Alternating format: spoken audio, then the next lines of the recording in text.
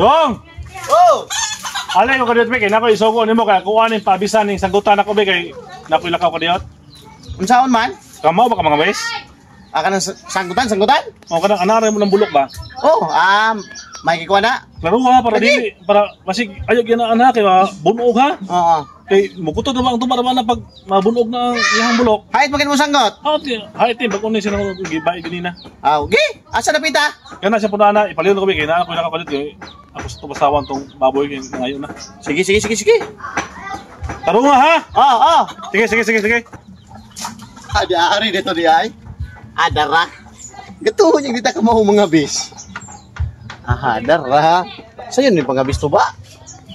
Oh, dapat gigabisan niya daan ari usa. Ato ni abiso na lang. Adara.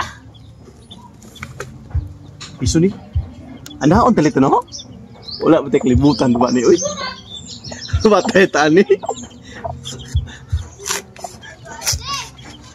Ikagay ani oy. Hala, mo ni. Ako ihatag niya, gisugong ko paabis niya. Ako ihatag niya. Nay! Tara! Mana ko mga bis tay? Ako nang gabisan. Ini banim kutok oy. Dili mo na anaon. Yan na kay abis. Dili abisan dili oh. Yung mo nang gipatulong tubap mo siya. Yan na mga abison god. Pagkaminit banim kutok yung mataan eh. Patugtuga man kag ingong nga kamaw ka mananggot. Yung mo nang giputol yung bulok mo natabo kita ni para ko kanay para mabawog siya nya. Imo lagi nga ni. Abisan man god, abisan. Dili siya abisan ingong ka kay kamaw ka mananggot. Kung pagdalang ihapos mo mong dagway rong bataa ka eh.